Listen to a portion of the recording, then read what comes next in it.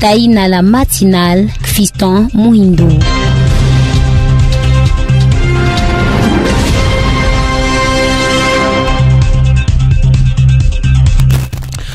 Bonjour mesdames et messieurs, nous sommes très heureux d'être avec vous. C'est 5 avril 2024. Nous parlons de l'actualité au niveau local, national et international. Commençons par Lutundula qui a parlé un peu sur Kabila. Il est curieux de voir les partisans de l'ex-chef de l'État adhérer à sa rébellion. On en parle ici. Il faudra dire que le chef de la diplomatie, Christophe Lutundula, s'est étonné de voir les partisans de l'ex-chef de l'État adhérer à la rébellion pro-rwandaise. Le vice-premier ministre des Affaires étrangères a fait allusion aux 3 personnalités liées à Joseph Kabila qui sont apparues fin mars aux côtés de Corneille Nangaa. Or, celui-ci est à la tête d'une plateforme politico-militaire dirigée par le groupe rebelle du M23 dénommé Alliance du Fleuve Congo AFC, avec des mots empreints de fermeté. Le diplomate en chef de la RDC a rappelé à l'ancien président de la République lors d'une interview accordée à France 24 que le code pénal condamne rigoureusement toute allusion avec une puissance étrangère.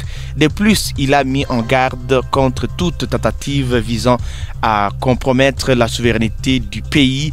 Il est tout de même curieux de voir que les membres du parti politique de l'ancien chef de l'État adhèrent dans un mouvement rebelle et ne se le cachent pas. Ils le disent, que ce soit le président Kabila, j'ai beaucoup de respect pour lui, ou toute autre personne. Chacun sait ce qu'il fait, mais il y a le code pénal qui condamne la rébellion. La collision avec une puissance étrangère est une trahison, a-t-il menacé.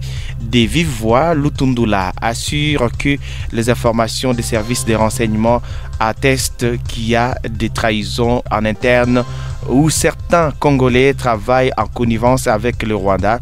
Il y a des éléments qui, même en termes techniques, sont des renseignements qui établissent qu'il y a quand même des collisions internes. Il y a des trahisons internes par rapport à ces mouvements que le Rwanda est en train de monter, a-t-il fait savoir. Certaines personnalités comme le cardinal Ambongo justifient les ralliements de certains politiciens à la rébellion en pointant du doigt les gestes d'exclusion et des divisions que posent les régimes en place. S'opposant farouchement à cette thèse, le patron de la diplomatie congolaise trouve que ces déclarations sont immorales et excessives. Nous apprenons qu'il y a une certaine tonalité qui nous dit qu'il n'y a pas eu un partage de gâteaux pour tout le monde. Ceux qui partent là-bas à la rébellion, bien sûr, auraient raison. Nous ne pouvons pas moralement condamner la politique, l'idéologie des habitants et venir nous dire que ceux qui quittent parce qu'ils n'ont pas eu leur part ont raison. Non, ça c'est excessif et immoral, a-t-il fustigé.